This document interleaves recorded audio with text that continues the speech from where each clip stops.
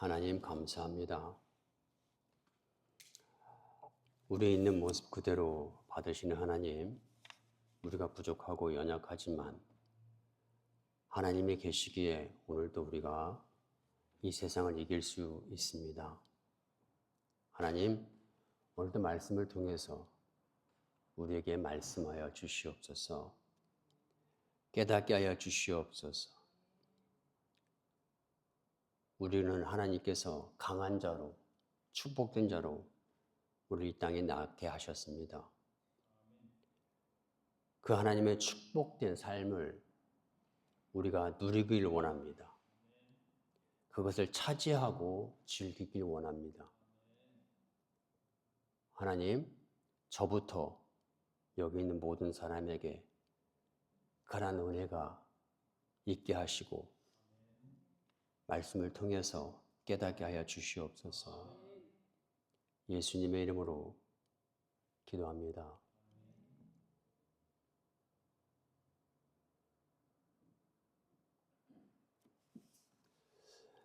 이번에 한국 가서 아이들끼리 롯데 타워를 갔고 거기에 아쿠아리움을 갔습니다. 아이들이 갔다 와서 손에 뭔가를 가지고 왔습니다. 뭔가 봤더니 조그만 액자였어요. 그 액자는 어떤 액자였냐면 삼형제가 웃으면서 그 아쿠아리움 그쪽 옆에 거기 그림을 그리는 사람이 있었던 것 같습니다. 그림을 그린, 사진처럼 그림을 그린 초상화 비슷한 삼형제가 뚝 서가지고 그 그림을 가지고 왔어요. 그래서 보여주는데 이상하게 직접 보는 아이들이 맨날 봅니다. 그런데 그 사진을 보는데 제 기분이 굉장히 좋은 거예요. 밝아지면서 그냥 좋은 거예요. 그래서 제가 미소를 짓고 야, 사진 아빠 기분이 좋아진다. 이렇게 했더니 아내가 한마디 하더라고요. 자식 안 난다며? 이런 말을 제가 결혼하고 자식 안 난다고 그랬거든요. 그걸 보면서 제가 기분이 왜 좋아질까를 생각을 해봤어요. 그랬더니 이제 60이 다가와지만 저 삼형제가 제가 가지고 있는 소중한 재산이에요. 그리고 저들이 곧 이상근이라고 하는 한 사람의 어떤 아이덴티티를 증명해주는 그런 것 같더라고요. 그래서 지금도 현관에 걸어놨어요. 볼 때마다 속으로 그냥 웃습니다. 여러분, 제가 이런 이야기 드리는 이유가 있지요. 항상 이유가 있지요. 여러분들을 한번 그려보십시오. 지금 마음속으로 내가 누구인가, 어떤 사람인가를 한번 마음속으로 그려보는 시간을 잠깐 갖기를 원합니다. 그리고 묘사를 한번 해보세요. 어떤 모습이 그려지는지. 저 자신을 한번 예를 들어볼까요? 저는 두 사람의 아이덴티티를 가지고 있어요. 하나는 제가 전라북도 부안 주산면 갈촌이라고 하는 조그만 마을에서 자란 시골 촌놈이었습니다. 이 주소는 제가 평생토록 어딜 가든지 한국에 있으면은 따라가 다닙니다. 이것이 저의 아이덴티티예요. 그것이 내가 누구인가를 가리키고 있습니다. 아까 말했지만 저 삼형제가 내가 누구인가를 가리키고 있습니다. 또 하나의 나의 모습은 어떤 모습인가? 부모 뱃속에서 태어날 때부터는 아니지만 제가 24살 때부터 알았던, 만났던 하나님에 대한 저의 아이덴티티예요. 저는 지금도 생각합니다. 그분을 만남으로 인하여, 그분이 저를 만나줌으로 인하여 저는 제 인생에 큰 전환기를 맞았습니다. 지금 제가 여러분 앞에 있는 이유가 바로 그분으로 인하여 저는 있다라고 생각을 합니다. 많은 축복을 받았어요. 굴곡을 지나갈 때마다 그분이 나서서 문제를 해결해 줬고, 우리가 이민 사회를 살기 때문에 알겠지만 얼마나 많은 어려움들이 있습니까? 누가 도와주지 않잖아요. 그러나 그분이 우리를 도와줬고 고비고비마다 넘어가게 하셨습니다. 저희 얘기를 듣는 모든 사람들은 감동을 했고, 아니 그런 일이 그런 것들이 한두 번이 아니었습니다. 여러분, 하나님은 여러분과 저가 풍성한 삶을 누리길 원합니다. 부모가 자식을 낳을 때 큰 기대를 하고 자식을 낳고 계획하는 것처럼, 역시 하나님께서 여러분과 저를 택하시고 지금까지 이끌어주신 이유가, 목적이 있습니다. 여러분과 저가 풍성하게 원하는 거죠. 모든 면에서 잘 되고 행복하길 원하는 거죠. 이것은 하나님의 신자가 아니더라도 일반 사람일지라도 자기 자식을 보면 지금 제가 드린 말씀은 100% 이해가 갈 것을 믿습니다. 아멘. 여러분과 저는 예수로 인하여 다시 살았습니다. 그렇기 때문에 예수로 인하여 우리는 살아야 됩니다. 나의 옛성품이 아니라 예수 때문에 살아야 되고, 예수를 위하여 살아야 되고, 예수 안에서 살아야 되고, 그래서 그분이 우리 안에서 주인이 되도록 그런 삶을 살아갈 때 우리는 풍성한 삶을 누릴 수 있습니다. 입적을 시켰는데, 양자 입적을 시켰는데 다른 데 옛 습관을 그리워하고 다른 데 가서 살면은 법적으로는 뭡니까? 자식일지 모르겠지만 이 아버지의 마음은 속이 짜고 어떻겠습니까? 얼마나 고민이 심하겠습니까? 저는 영적으로 하나님 아버지도 똑같다라고 저는 생각을 합니다. 여러분과 저가 빛의 자녀로 불렀으니 우리는 빛의 안에 거해야 될 줄 믿습니다. 창세기에서 여러분, 하나님께서 깜깜한 암흑 속에서 빛을 향하여 하나님이 말씀하셨다는 거예요. He commanded the light.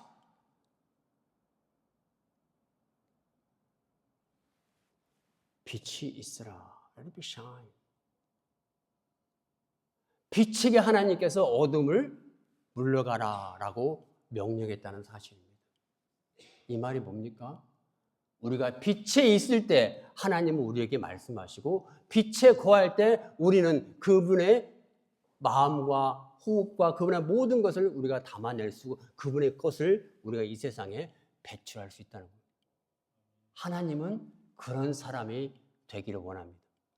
오늘 저와 여러분이 그런 사람들이 되기를 주님의 이름으로 축원합니다. 아멘. 그래서 우리는 항상 그분이 우리 안에 있을 수 있도록, 그래서 그분이 마음대로 우리에게 주고 싶은 것을 줄 수 있도록, 우리가 누리고 싶은 것을 누릴 수 있도록, 이 세상에 우리가 다스릴 수 있는 것을 다스릴 수 있도록 그렇게 살기를 원합니다.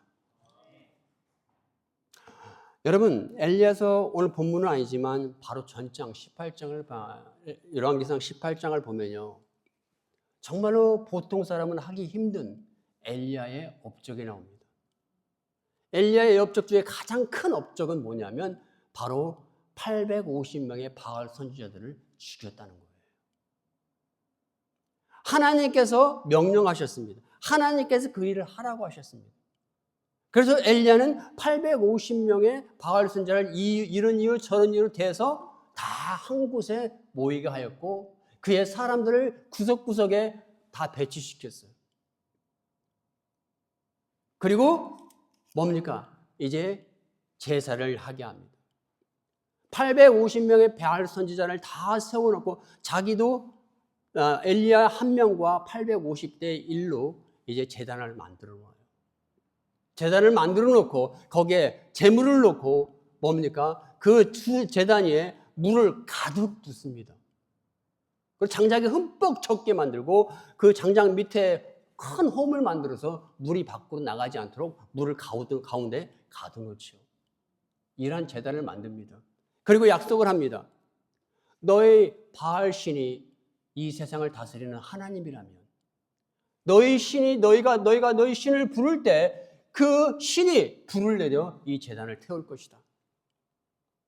아니면 만약에 내가 믿는 여호와 하나님을 그분을 부를 때 그분이 불을 내린다면 그분이 신일 것이다 하면서 대결을 하죠. 이게 열왕기상 18장입니다. 먼저 너희부터 해라. 엘리야는 이제 850명의 그 제사장들에게 말을 합니다. 너희 신을 불러라. 한번 보자. 그들이 아침부터 시작해서 점심을 지나서 계속해서 그들이 주문을 외우고 그들이 평상시 바알신을 섬겼던, 우상을 섬겼던 그러한 식으로 그들은 예배를 거행했고 모든 의식을 거행했고 했습니다. 그러나 오전이 지나도록 몇 시간이 지나도록 끄떡하지 않습니다. 아무런 변화가 나타나지 않습니다. 엘리야가 그럽니다. 야, 너희 신이 주무시는가 보다. 깨워라. 깨워서 불을 내리게 하라. 그들은 더욱더 하죠. 그러나 시간이 가면 갈수록 아무런 변화가 없어요. 그 중에 제사장들은 자기 몸을 활복을 합니다. 그게 뭡니까? 그 바알신을 섬기는 그 의식 중에 가장 최악의 최고의 어떤 그 예식이에요. 그래서 그들은 자기 자식까지도 그 바알신에게 바쳤어요. 이것이 우상숭배하던 그들의 의식이었습니다. 얼마나 간절하고 얼마나 답답하고 얼마나 했는데 똑같이 예전처럼 했는데 변화가 없고 나타나지 않거든요. 결국에 바통이 누구 엘리야에게 넘어왔어요. 엘리야가 하늘을 보고 말합니다. 하나님, 내가 믿는 여호와 만군의 하나님, 당신이 이 세상의 우주의 만물의 하나님이라면 이 시간에 내가 부를 때 당신이 와서 이 제단에 불을 내소서. 그래서 여기 있는 모든 사람들이 당신이 오직 참 신인 것을 알게 하소서. 아멘. 이것을 선포하죠. 하나님, 불을 내리소서. 그 한마디에 조용하던 하늘에서 불이 쫙 내리잖아요. 제단을 완전히 태워버립니다. 제단이 흠뻑 젖었으면 상관없어요. 우리 인간의 계산에 아무리 이 정도면 내가 숨을 수 있을 거야, 이 정도면 괜찮겠지, 소용없는 일이에요. 하나님은 하실 때, 하나님이 계속 간섭하실 때 모든 것, 인간의 모든 수고하던 것은 여러분 무용지물이 됩니다. 하나님 나타나셔서 엘리야의 한마디에 하나님이 나타나셔서 살아계시고 이 세상의 참 신인 것을 엘리야는 보여주었습니다. 엘리야가 얼마나 기분이 좋을까요? 엘리야 그 심령 속에 얼마나 담대함과 어떤 권위의식과 어떤 것이 있었겠어요? 그러지 않았겠어요? 여러분과 제가 만약에 그런 일을 했다면 얼마나 막 기세 등등하겠습니까? 봐라, 봤지 하면서 자기가 하나님인 것처럼 행하지 않겠습니까? 근데 그러한 엘리야였는데 오늘 본문은요, 그런 18장에서 그런 놀라운 일을 해가고 놀라운 어떤 역사를 했던 그 엘리야의 모습은 온데간데 없어요. 온데간데 없이 오늘 본문을 우리가 읽었던 것처럼 뭡니까? 엘리야가 그 자리에서 850명의 바알 선지자를 칼로 미리 오거나이즈 했던 그 자기 사람들을 통해서 다 죽여버려. 얼마나 피비린내가 많았을까요? 그리고 그 사실이 그 당시 이스라엘 지배하고 있던 아합 왕의 부인, 그 이름도 유명한 이세벨에게 들어갑니다. 이세벨이 뭐라고 했습니까? 엘리야에게 말합니다. 너 엘리야, 내일까지 너희가 했던 그곳에서 네가 거기에 똑같이 죽을 것이다. 이 말 한마디에 엘리야는요, 어떻게 됩니까? 도망가 버립니다. 왜 도망갔어요? 무서워서 도망갔어요. 아니, 그 엄청난 일을 했던 엘리야가 이세벨이, 그 악명 높은 이세벨의 한마디로 인하여 쫄아버렸어요. 쫄고 사막과 호렙산으로 도망가 버립니다. 거기서 40일을 숨어 있는 거예요. 여러분 아시잖아요. 까마귀를 통해서 하나님께서 먹이를 갖다 준 거. 오직 이 엘리야가 이세벨이 무서웠으면요. 4절에서 이렇게 말합니다. 로뎀나무 아래에 앉아서 자기가 죽기를 원하여 이르되 여호와여 넉넉하온 지금 내 생명을 거두어. 무슨 말입니까? 하나님 나를 죽여주세요. 여기서 이세벨한테 죽고 싶지 않아요. 하나님이 나를 죽여주세요. 나를 거두어주세요. 이세벨한테 붙잡히기 전에. 여러분 누구예요? 엘리야예요. 그 엄청난 일을 했던 엘리야. 여러분 근데 그 모습이 어디가 있습니까? 어디가 있어요? 조금도 지금 엘리야의 모습엔 그런 일을 했던, 놀라운 18장에서 그런 놀라운 일을 했던 그런 엘리야로 전혀 보이질 않아요. 여러분 제가 여러분과 저와 이 본문에서 좀 생각하길 원하는 것은 그거예요. 이것이 사람이에요. 이것이 여러분과 저의 모습이라고 저는 생각을 해요. 이 본문을 보면서 성경 한 구절에 떠올랐어요. 야고보서 5장입니다. 야고보는 이렇게 말합니다. 엘리야는 너희와 같이 성정이 똑같은 사람이로되 라는 말이 있죠. 엘리야가 특별한 게 아니라는 거예요. 엘리야도 여러분과 저 같은 똑같은 사람이라는 거예요. 그런데 하루는 그 엄청난 일을 해놓고 바로 몇 시간 지나지 않아서 그 뒤에 이런 겁먹은 두려운 이런 모습이 되더란 얘기죠. 왜 그랬을까? 왜 엘리야가 그렇게 했을까? 저는 생각을 해봅니다. 그 이유는 저는 이거라고 생각해요. 뭐냐면 엘리야가 여러분 그 당시 하나님은 우리 몸 밖에 계시는 분이십니다. 그죠? 구약의 하나님은 우리 몸 밖에 계시는 분이에요. 엘리야가 있었던 모든 한 가지 그 모든 역사들은 하나님께서 하라고 하셨을 때 엘리야는 순종했고 엘리야는 그 일을 했고 그 일을 경험했고 그 일을 보았어요. 와 하나님 대단하고 와 하나님 최고구나. 역시 하나님이시다. 감동하지 않았겠어요? 그러나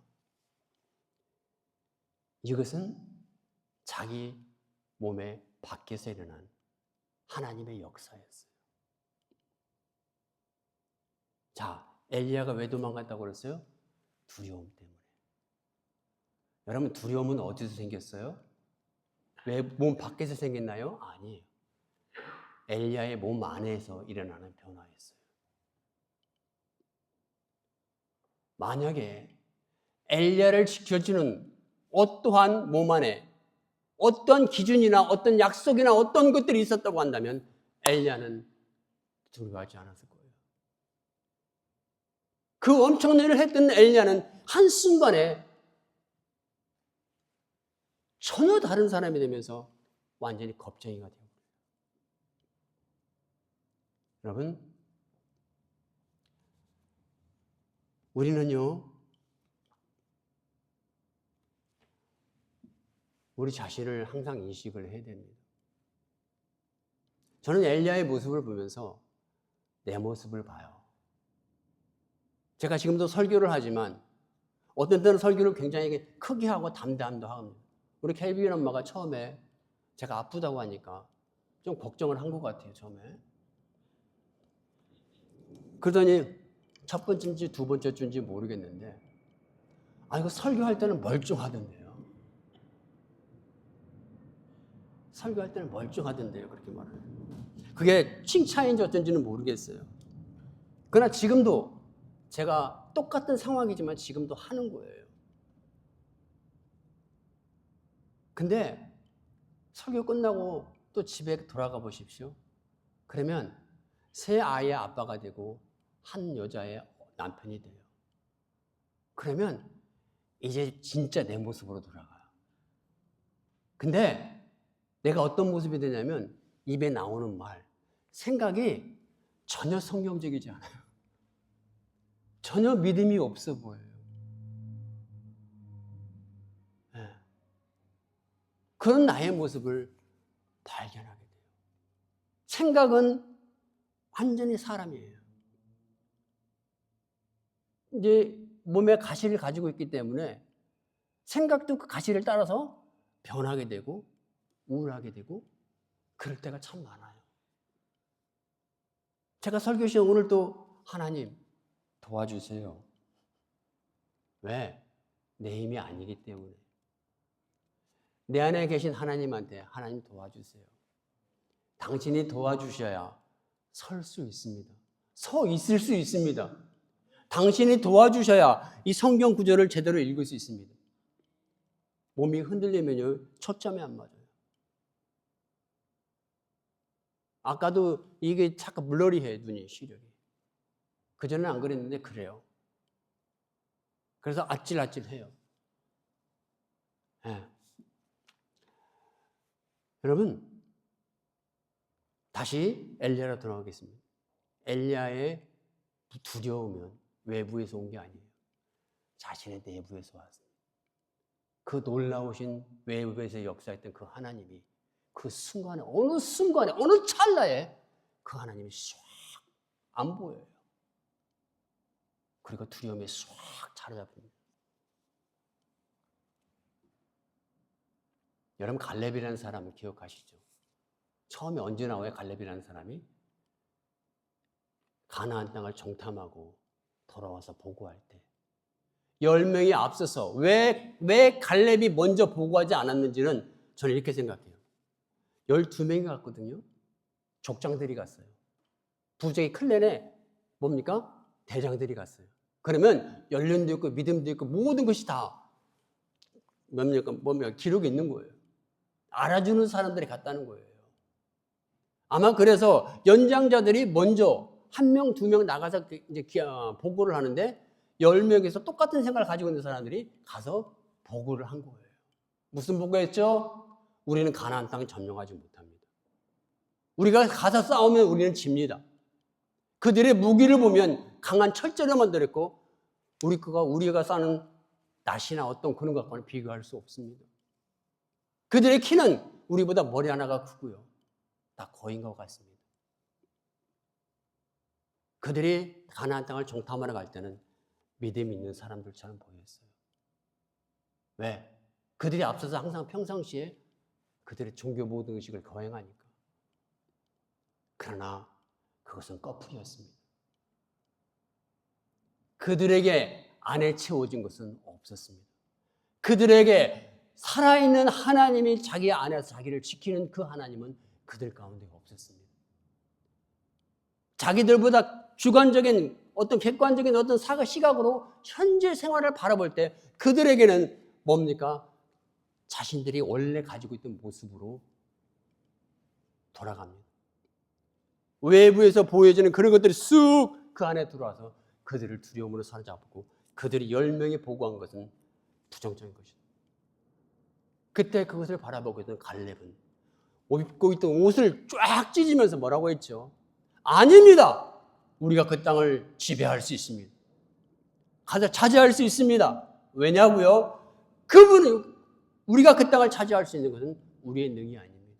그분이 약속한 것입니다. 그분이 우리에게 주시기로 약속한 것입니다. 여러분, 믿음은 이런 겁니다. 믿음은 우리의 감정이나 경험이나 체험이 아니에요. 믿음은 이 하나님의 영의 말씀을 믿는 것입니다. 믿을 때 그 영이 우리 안에 충만하게 임하시고 우리를 다스려 주는 것입니다. 이것이 여러분과 제가 믿는 하나님인 것입니다. 그 하나님으로 충만하시기 바랍니다. 여러분, 갈렙과 같이 살고 싶지 않습니까? 갈렙이라고 별 볼 일 있겠어요? 그냥 갈렙은 흔들리지 않았다는 거예요. 흔들리지 않았어요. 여러분, 생각해 보세요. 제가 여기 창틀에 콜라 캔을 사가지고 콜라를 쫙 마시고 밖에다 놔뒀다고 생각해 보세요. 날씨가 좋으니까 바람이 좀 부는 날 놔뒀다고 생각해 보세요. 창틀에다가. 여러분, 콜라 캔을 놔두면 그냥 바람이 조금만 세게 불어도요, 추락 떨어져 버려요. 떨어져서 땡그랑 소리 나면서 요란하게 떨어집니다. 그러나 콜라를 따지 않고 마시지 않은 콜라캔을 놔뒀다고 생각해 보세요. 그러면요, 바람이 불어도 어지간한 바람에는 끄떡하지 않아요. 왜 그렇죠? 속이 꽉 찬 거예요. 속이 꽉 찬 거예요. 배추 속이 꽉 찬 배추 좋죠?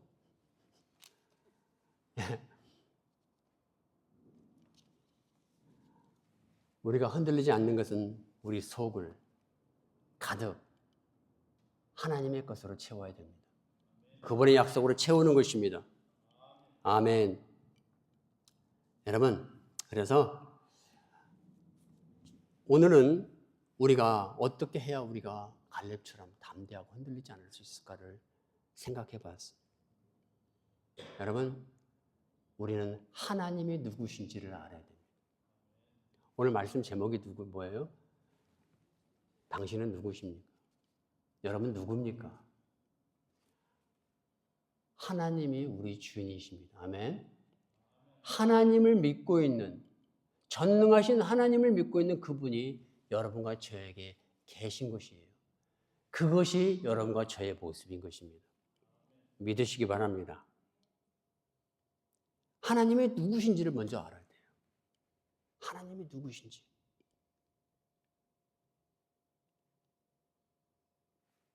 하나님이 누굽니까?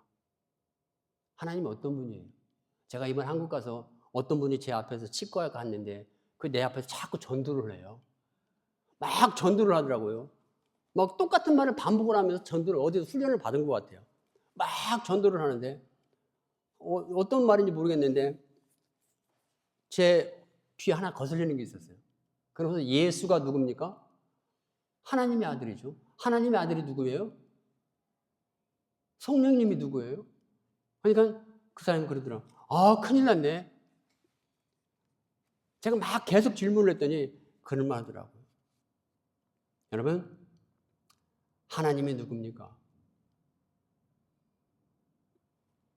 하나님은요, 여러분과 제 안에 있는 예수입니다. 예수가 누구예요? 말씀입니다. 이 하나님의 말씀이 예수입니다. 저는 이 하나님의 말씀이 영이라고 생각합니다. 왜? 그분은 영이시에요. 아멘. 그 영이 육신을 입고 이 땅에 오신 겁니다. 아멘. 이 하나님의 말씀이 영의 말씀입니다. 이 하나님의 말씀을 우리가 영으로 받고 믿을 때 여러분 진짜 성령님이 우리 안에 오신다고 주님께서 말씀하셨습니다. 여러분과 저는 영이신 하나님의 말씀의 하나님과 성령의 하나님을 모시고 있는 분들인 것입니다. 그래서 요한복음 14장 8절 이하를 보면요. 주님께서 말씀하셨어요. 빌립이 말합니다. 주님, 하나님이 누굽니까? 하나님이 어떤 분이십니까? 빌립이 그렇게 질문하거든요. 근데 예수님이 뭐라고 하는 말이에요? 야, 너가 지금 연륜이 몇인데 나에게 그런 말을 물어. 그런 성경 없고요. 그 말은 뭐라고 하느냐면 너 나를 봤지? 나를 지금까지 봤지? 나를 본 자는 아버지를 보았다. 근데도 하나님을 묻냐? 나를 본 자는 하나님을 보았다. 왜? 그분이 내 안에 있기 때문에. 그분이 나를 보내셨기 때문에. 내가 가르치고 행한 모든 것을 너는 보았지? 그분이 하신 것이다. 왜? 그분이 내 안에 있기 때문에. 주님은 거기서 하나님, 영이신 하나님 아버지께서 당신 안에 있다는 것을 굉장히 강조하셨어요. 네가 하고 내가 가르치고 들은 모든 것을 네가 본 그가 네가 지금 묻고 있는 하나님이다. 여러분은 그 하나님을 가지고 있습니다. 그 하나님이 여러분과 저에게 있는 줄 믿으시기 바랍니다. 그 하나님이 여러분과 저에게 힘이 되십니다. 다른 게 힘이 아닙니다. 다른 말로 말할까요? 그럼 왜 예수님을 하나님이 보내셨죠? 생각해 봤어요. 아마도 여러분 예수님 오셨을 때 하나님 믿는 사람이 한두 사람이 있습니까? 엄청나게 많았죠. 종교인들이. 근데 그들은 하나님을 몰랐어요. 하나님이 어떤 분인지 몰랐어요. 여러분, 하나님 아버지께서 예수 그리스도 당신의 아들을 이 땅에 보내셔만 있던 중에 우리를 물론 우리 죄를 구원하러 오셨지만 오늘 본문에 입각해서 본문의 각도에서 바라본다면 이거 하나님께서 예수 그리스도를 여러분에게 보내신 것은 하나님이 어떠한 분인지를 우리에게 보여주시고 가르쳐 주시기 위해서 그분을 보냈다는 거예요. 여러분, 우리는 직접 그분을 우리를 보지 못했습니다. 그러나 말씀으로 우리는 그분을 보았고 그분을 들었고 그분을 만났습니다. 그분이 여러분과 저를 지금도 지켜주고 계십니다. 그분이 여러분과 저 안에 있을 때 우리는 흔들릴 수가 없습니다. 아멘. 두 번째로 우리가 흔들리지 않기 위해서는 여러분과 저가 우리가 누구인지를 알아야 돼요. 우리가 누구입니까? 요한복음 1장 12절 이하를 보면 누구든지 나를 믿는 자는 하나님의 자녀가 되는 권세를 주었다. 하나님의 자녀. 아까 저희 자녀 얘기했지만요. 저 세 아이들이 다 달라요. 아까도 제가 저희 막내한테 눈짓하는 거 봤죠? 잠깐 눈짓했어요. 다 달라요. 이번에도 한국을 갔는데 사람들이 뭐라는 줄 아십니까? 첫째, 둘째, 셋째를 다 미스해요. 다 오해해요. 근데 저희는 확실하잖아요. 우리 큰아이가 전화기 하나로 그냥 다 찾아서 다 오고 나지 우리 그냥 따라다니기 바빴어요. 큰애는 다르더라고요. 제가 왜 이야기를 하냐면 아이가 다 달라요. 나보면 달라 보면서도 케빈 엄마하고 얘기했지만 큰애하고 둘째하고 다르잖아요. 다 달라요. 그러나 좀 부족하다고 버립니까? 넌 내 아들 아니야. 나 안 닮았기 때문에. 그게 아니잖아요. 부족하면 부족한 대로 저 큰아이가 엄청 도와줍니다. 동생들을 많이 도와줘요. 왜? 엄마 아빠가 시키니까. 그리고 동생들 정말 사랑해요. 왜 그러냐면 아들이니까 부족하지만 끝까지 같이 가는 거예요. 부족함을 메꿔서 어떻게 해서든지 끌고 가는 거예요. 그게 부모 마음인 거예요. 여러분, 우리는 하나님의 자녀입니다. 이야기는 뭐냐면 그분은 여러분과 저가 마음에 들어서 끌고 다니는 게 아니에요. 많이 부족해져. 그러나 부족한 거 조금 메꾸고 조금 메꾸고 조금 메꿔서 끌고 가십니다. 절대 버리지 않습니다. 아멘. 아멘. 여러분, 그것이 여러분과 저의 자아상입니다. 아멘. 아이덴티티입니다. 꼭 기억하시기 바랍니다. 우리 안에 계신 하나님을 믿으시기 바랍니다. 우리를 지키십니다. 우리를 사랑하십니다. 우리가 그분의 손을 놓지 않는 이상은 그분은 절대 우리 손을 놓지 않습니다. 우리가 그분을 놓지 어떤 오해와 잘못된 생각으로 그분은 절대로 우리를 놓지 않습니다. 믿으시기 바랍니다. 그리고 우리는 그분이 하나님이십니다. 우리는 그분의 자녀입니다. 자녀가 아빠가 힘이 센 걸 알면요. 뭐예요? 담대해져요. 저희 조슈아가 항상 그럽니다. 아빠, 괜찮아? 어지러워? 이상해? 앉아, 쉬어. 아빠를 아는 거예요. 벌써 행동이 나와요. 쉬라는 거예요. 근데 아빠가 담대해 보세요. 그러면 아이들까지 덩달아 어깨에 힘이 들고요. 이게 우리 아빠다. 여러분, 하나님이 아버지 맞죠? 네. 마지막으로 이 말씀만 드리고 말씀 마치겠습니다.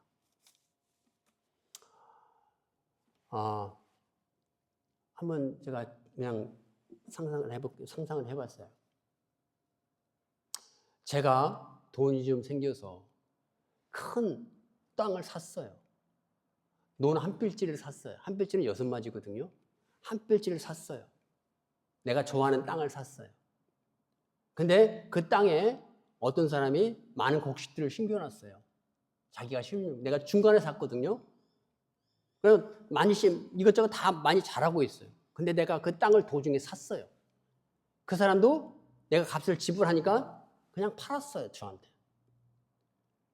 근데 그 땅을 사가고 그 사람이 어떤 기대를 했겠습니까? 그래, 내가 땅 이것저것 심어놔서 잘 가꾸어서 큰 수확을 하라. 그런 뜻 전주인이 그러지 않겠습니까?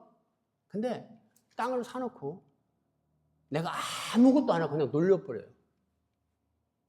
그냥 아무것도 안 하고 잡초도 가꾸지 않고 약도 칠하지 않고 그냥 놔둬버려요. 전주인이 와서 답답한지 말을 하는 거예요. 야, 너는 왜 그렇게 귀한 땅을 사가지고 그 귀한 알곡들을 그냥 놔두냐? 저렇게 되면 다 죽고 소용 없어지잖아. 갖고 오라 라고 말합니다. 근데 나는 게을러요. 아무것도 하고 싶지 않아요. 그냥 땅만 샀어요. 내가 그럽니다. 야, 무슨 상관이야 너하고. 그게 무슨 상관이야? 여러분, 그 전주인이 나에게 와서 할 수 있는 것은 거기까지예요. 왜 땅을 놀리냐? 바보처럼. 그러지 않겠습니까? 여기까지라는 거예요. 그러나 더 이상 전주인은 내가 산 땅에서 어떤 권리 행사를 할 수가 없어요. 똑같은 땅이에요. 똑같은 땅이에요. 왜? 그러나 그 땅은 이제 내 소유인 거예요. 내가 놀리든 가꾸든 내 맘인 거예요. 이게 전주인과 세주인의 적이에요. 논의 입장에서 보면 뭔지 아십니까? 소유권이 바뀐 거예요. 논에는 그 전까 며칠 전까지만 해도 저 땅집 돈 많은 어떤 사람이 소유를 지배를 받았어요. 그 사람 마음대로 움직였어요. 그 사람 마음대로 뭘 심으면 자라주고 수확하고 그랬어요. 그러나 게으른 저 같은 사람에게 팔린 땅은 더 이상 저 사람 땅이 아니에요. 저 사람이 아무리 영향력을 행사하려고 해도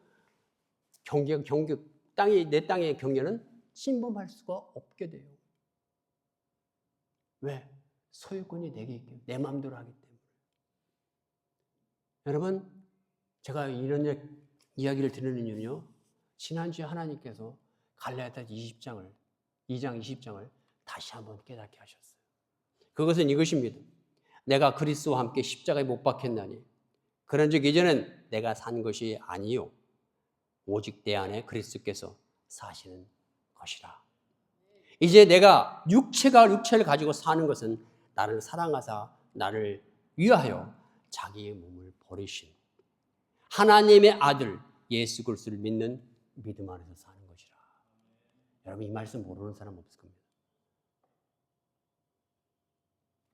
지난주에 이 성전에 와서 하나님하고 그냥 코이노니 하고 있는데 갑자기 이 말씀이 떠오르는 거예요.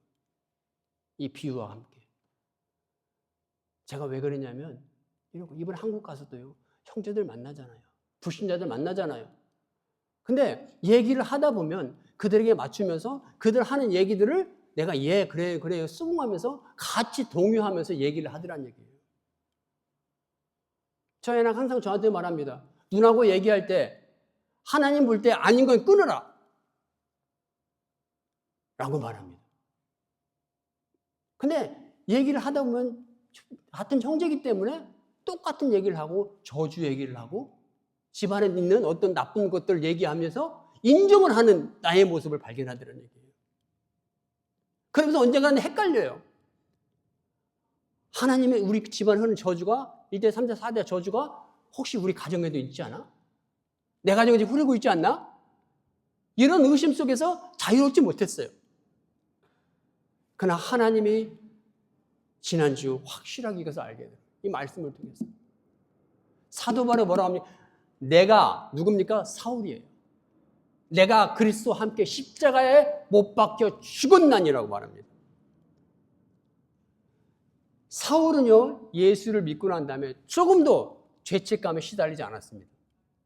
사울이었을 때에 그가 잔인하게 교회를 핍박하고 사람을 죽이고 그런 자기의 죄 때문에, 길티 때문에 억울해하지도 않고 힘들어하지도 않고 창피하지도 않고 뭡니까?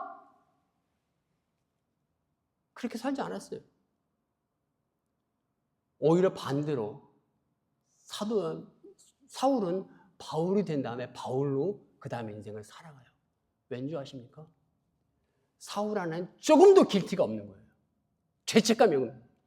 여러분, 이 죄책감과 컨빅션은 다른 거예요. 컨빅션은 성령께서 우리의 죄를 깨닫게 하시고 그분 앞에 나가게 하시고 그분 안에서 우리가 회개를 받고 용서받는 그런 열매를 이끌지만, 사단이 주는 것은 길티예요. 나는 죽일 놈이구나, 나는 못 사는, 나는 이런 놈이구나.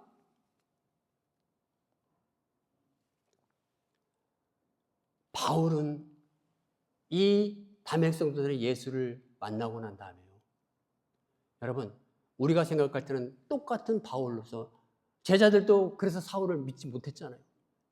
복음을 전하고 있는 바울을 향해서 너 예수 믿는 자를 해가지고 다시 가두려고 그러지.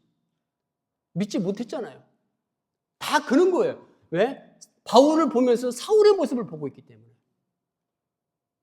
사람들도 사울을 알던 사람이 막 따르고 그럽니다. 그러나 사울은 더 이상 사울이 아니었어요. 바울이었어요. 왜? 예수님께서 죽으셨기 때문에. 예수님께 십자가를 죽으실 때 사울은 사울이 아니라 바울이 되어버린 것입니다. 그 인생, 그 순간 이후부터 사울은 더 이상